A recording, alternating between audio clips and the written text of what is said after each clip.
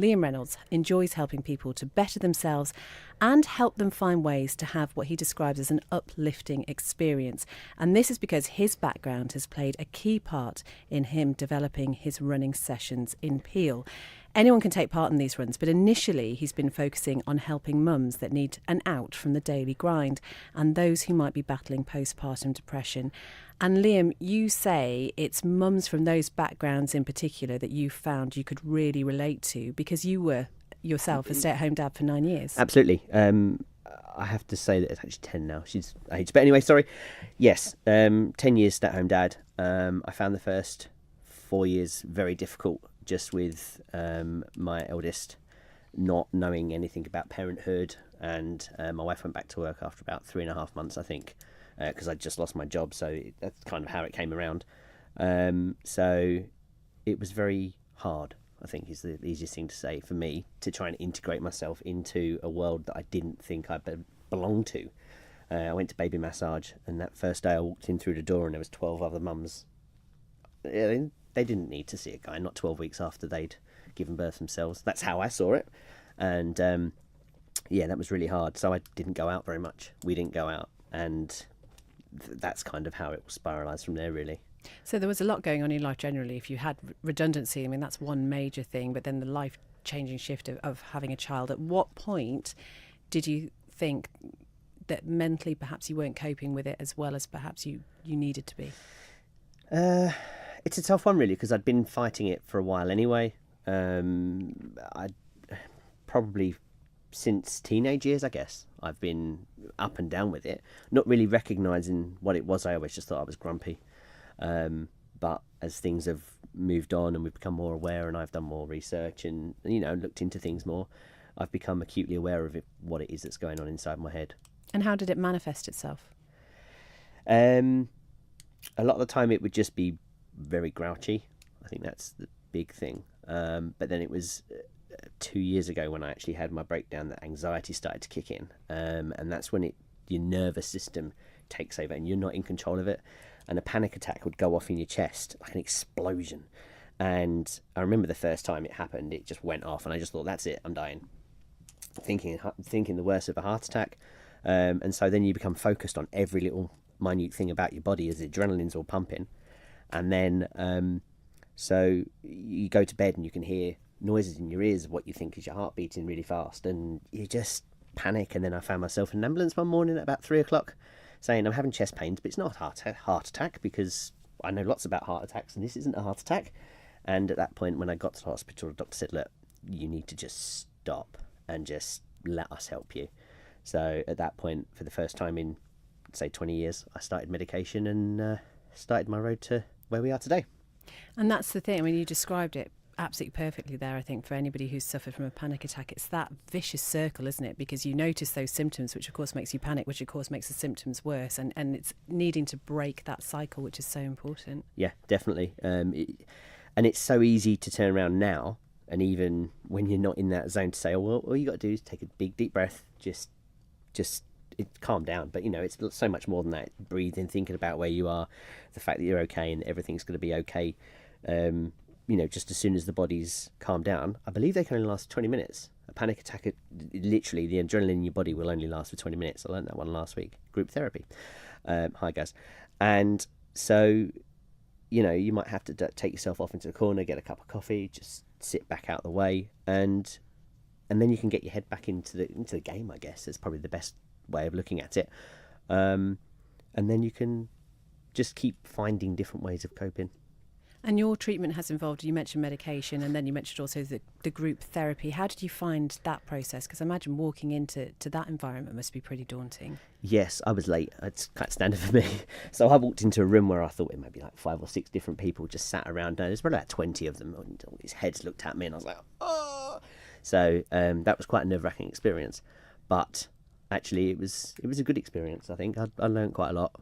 A lot of talk about mindfulness and all the apps that are out there, and lots of different things on YouTube that you can use to help you, and especially at times when you're not in a panic attack, because if you practice it when you're not in a panic attack actually it becomes second nature to you to do it. Whereas if you only ever practice it when you're in a panic attack, you have the panic attack, and then your brain sort of thinks, well, you were only doing this meditation because of the fact you're having a panic attack.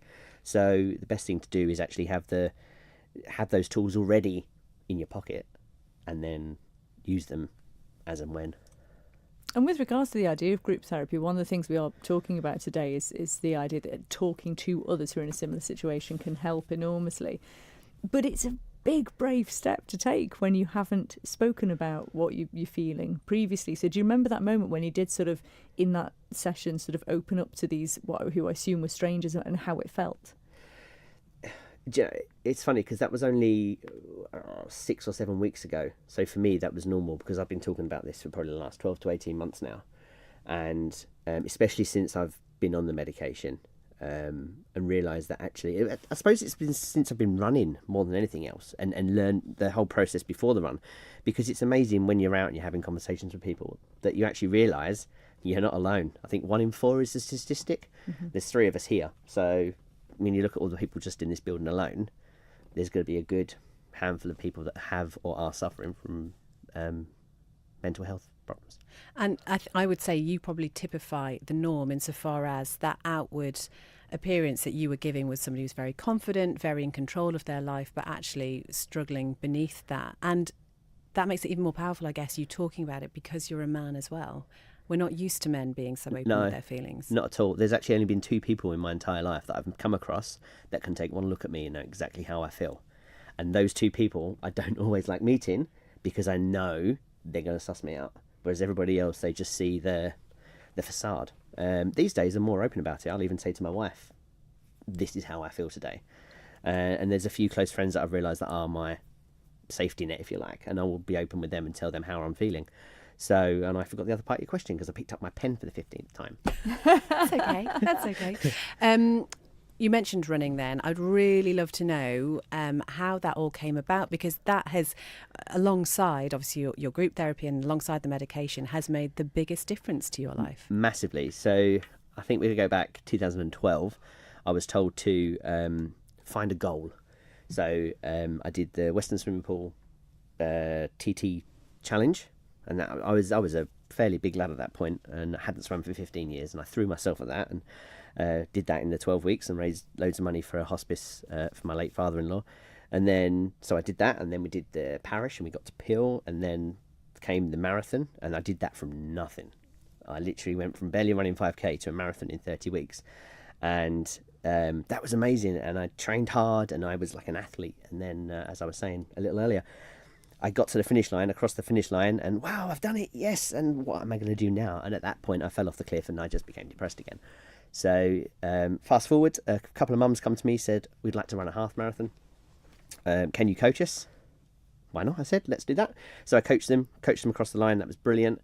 And from there on, I realised that actually this is a good thing. I enjoy being with people. I can talk, we can be open, we can be honest. And so next thing I know, I'm talking to the ladies about me going to get my run leader certification, and that happened. And then all of a sudden, Liam's Run Together, which is part of the national thingamajiggy, can't remember the word, national brand, happens, and then we're here. And do you know, the great thing about the sessions, and I've only been going for a couple of weeks, is that it is just a space where you can just be yourself. You have a bit of a moan, maybe, just talk about, just nothing, but just focus on just getting through 45 minutes and hopefully not collapsing in a heap somewhere. Is that just me? That is that. You see, this is the thing, because it's when we talk about the fact it's running, people do get put off by it, but it really isn't that at all. It really is about getting out, getting some fresh air, doing some exercise, having a laugh, having a giggle, and I will push you at the point when I think now's the time to push you. So did you know this Friday, for instance, she's been talking about the weather, we're going up Walpole Avenue. Well, Beth, you're gonna Beth's go gonna up run up Walpole. Yeah. First time. Yeah, And I she was saying am. that at the start of the Whatever. show about the rain No, coming but- down. We can't go out on Friday. It's going You to be were very looking windy. for excuses. Very Yeah. windy. It'll blow Maybe you. the wind will be behind you. Yeah. Yeah, it can help you up the hill. Yeah, thanks, guys. There was a great event yesterday as part of World Mental Health Awareness. It was the Run and Talk in Peel, and I think Yes. it's fair to say you were completely blown over by not the wind, Not by the wind. but by the response that there was to that. Absolutely, yeah. So Run Together and England Athletics put on the Run and Talk in association with Mind, mental health charity, and 150 Run and Talk sessions across the country are taking place this week in various shapes and forms.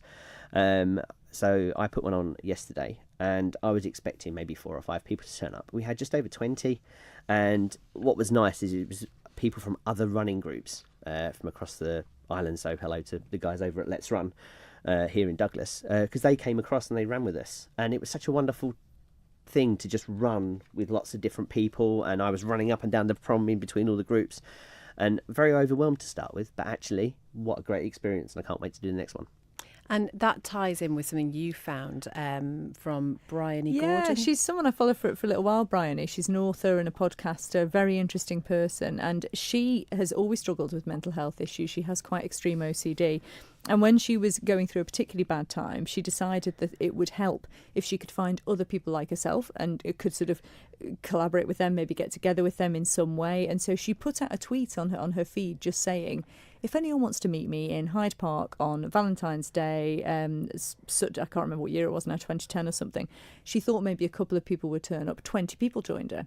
And ever since then, she has carried on having these walks, and this whole sort of idea of it has expanded. They're walk and talks, essentially.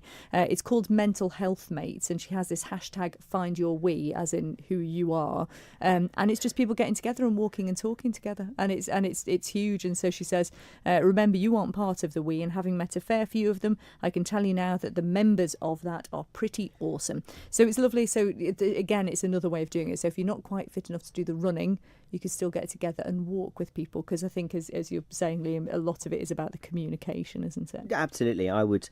My aim for all of this is just to get people out on their sofa. And if someone was to come to me as a first point of contact and say, look, I want to try this, and it turned out that running wasn't for them, because obviously running's not for everybody, I will quite happily, and I've been vocal about it, put them in touch with the local gym owners, get them in touch with a different group on the island, because any form of activity is going to help those endorphins get going. And just following on from that, because you were talking about the fact you did the marathons yourself initially, and then you got to the end of it, and then you'd spiral again. What is it about doing this then that is different for you? I'm not focused on me. I'm focused on everybody else. So by helping others, I'm then getting a sense of satisfaction that I'm never going to get by trying to improve myself. And you post some incredibly powerful things on Facebook, and I'm not even sure if you realise just what an impact they make. But there was something you posted yesterday in the run-up to the Run and Talk session. See the little pun there. And I just wondered, just leading into the break, whether you would mind reading it for us. Of course. My brain is running at a zillion miles an hour with many what-ifs about tonight's run, and already feel nervous. Totally unnecessary, but trying to keep zero expectations and staying in the moment. It's really quite hard. I've actually been okay the last few weeks, and I've been somewhat stable with my thoughts and feelings. I now accept that I will have good days and bad days, which is great, but I can't shake the feeling that at some point something will happen, or I'll make a catastrophic error that proves that I'm as useless as I sometimes feel. You being there for me has changed my life. Running with each and every one of you has been a true pleasure, and I hope we can continue for many years to come. My name's Liam, and I am enough.